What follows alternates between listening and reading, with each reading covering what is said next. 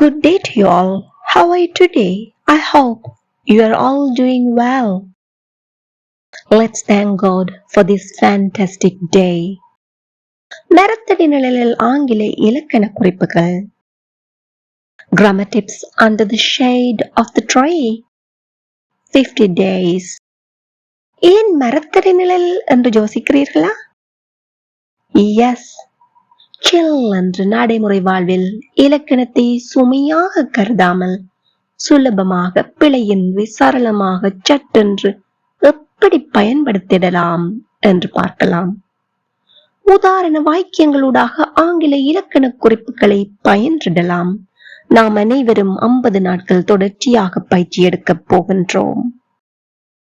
Video பார்வையிடும் அனைவரும் வாய் விட்டு சொல்லி பயிற்சி எடுத்துக் கொள்ளுங்கள். வீடியோவை ஸ்கிப் பண்ணாமல், அதாவது நிறுத்திடாமல் பார்வையிடுங்கள். இதே போல பயனுள்ள வீடியோக்களை பார்வையிட இன்னும் சேனலை சப்ஸ்கிரைப் பண்ணாமல் பார்வையிடுகின்றீர்களாயின் இப்பவே சப்ஸ்கிரைப் பண்ணிக்கொள்ளுங்கள். கூடவே இருக்கின்ற பெல் ஐக்கனையும் press பண்ணிக்கொள்ளுங்கள்.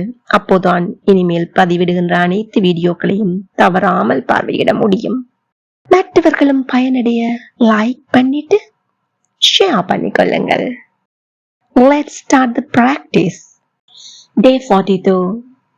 Present perfect plus jet or still.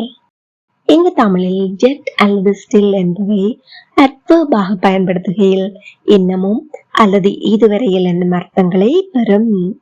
Still என்பது ஆரம்பிக்கப்பட்ட செயற்பாடு, அதாவது செயல்பாடு ஆரம்பிக்கப்பட்டு விட்டது, இன்னமும் முடிக்கப்படல என்றவாறு எதிர்மறை வாக்கியங்களில் பயன்படும்.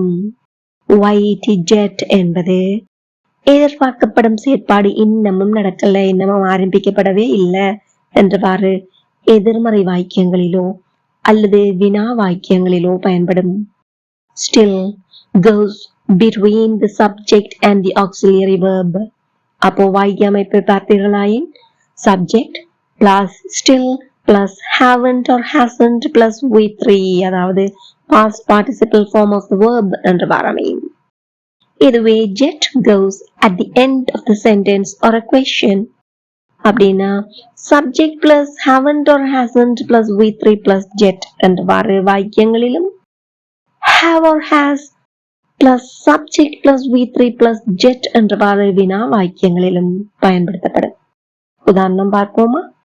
அவன் இன்னமும் வந்தடையல்ல, அதாவது பயணத்தை ஆரம்பித்து விட்டான், இன்னமும் வந்துவிடல்ல. அப்போ இங்க என்ன பயன்படுத்த வேண்டும்? Very good.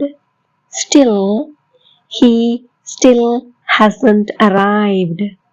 He still hasn't arrived. Again, he still hasn't arrived. அவள் இன்னமும் ஆரம்பிக்கல. அப்ப இந்த செயல்பாடு இன்னும் ஆரம்பிக்கவே இல்லை. She hasn't started yet. She hasn't started yet. மறுபடியும் கூட சேர்ந்து சத்தமா வாய்விட்டு சொல்லி பாருங்க. She hasn't started yet. அவர்கள் இன்னமும் வெளியேறலையா, அந்த செயற்பாட்டை இன்னும் ஆரம்பிக்கல. Haven't they left yet? Haven't they left yet? Again, haven't they left yet? நான் இன்னமும் எனது ஆங்கில கட்டுரையை முடிக்கல. அப்போ இதை எப்படி ஆங்கிலத்துல சொல்லுவோம்? தொடக்கிட்டீங்க, முடிக்கல. Very good. Still, I still haven't finished my English essay. I still haven't finished my English essay. Again, I still haven't finished my English essay. இதையே இன்னமும் தொடங்கவே இல்லை, அதால முடிக்கல அப்படிங்கிற அர்த்தம் பட சொல்ல வேண்டுமாயின் well done yet என்பது பயன்படுத்தி இருக்க வேண்டும். I haven't finished my English essay yet. I haven't finished my English essay yet. இப்போ உங்களுக்கு இதன் வேறுபாடு நன்றாக புரிந்து விட்டது அல்லவா? Very good. இதுவரையில் உன்னுடைய பேக்கை அடுக்கு பண்ணி விட்டாயா? Have you packed your bag yet?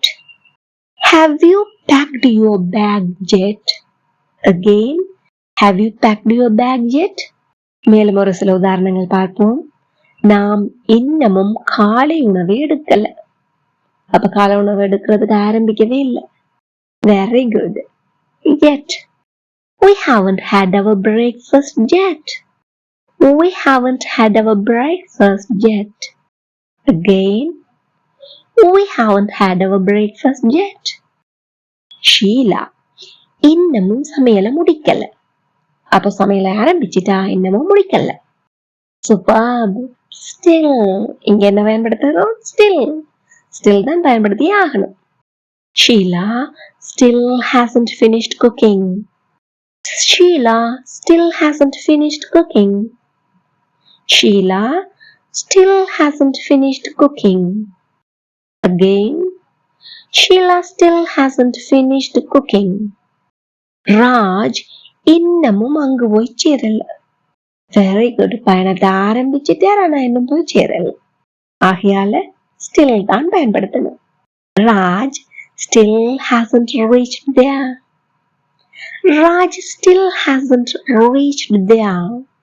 எல்லாருமே கூட சேர்ந்து வாய் விட்டு சத்தமா சொல்லி பாருங்க. Raj still hasn't reached there. Well done. Now this is the time for you to check your understanding. நான் இன்னமும் எனது பேக்கை கண்டுபிடிக்கல. தேட ஆரம்பிச்சிட்டு நானா கண்டுபிடிக்கல. நீ இதுவரையில் அதை கொண்டு வரல.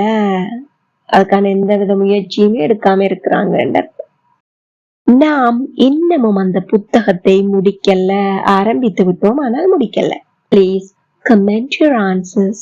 இது தொடர்பாக உங்களுக்கு ஏதாவது சந்தேகங்கள் இருப்பின் அவற்றையும் கமெண்டில் பதிவிடுங்கள். இந்த வீடியோ உங்களுக்கு பயனுள்ளதாக இருந்திருப்பின் இப்பவே ஒரு லைக் பண்ணிட்டு மற்றவங்களும் பயனுடைய ஷேர் பண்ணிக்கொள்ளுங்க. இதே போல் மேலும் பல பயனுள்ள வீடியோக்களை பார்வையிட சேனலை subscribe பண்ணிக்கொள்ளுங்கள். Thank you for watching.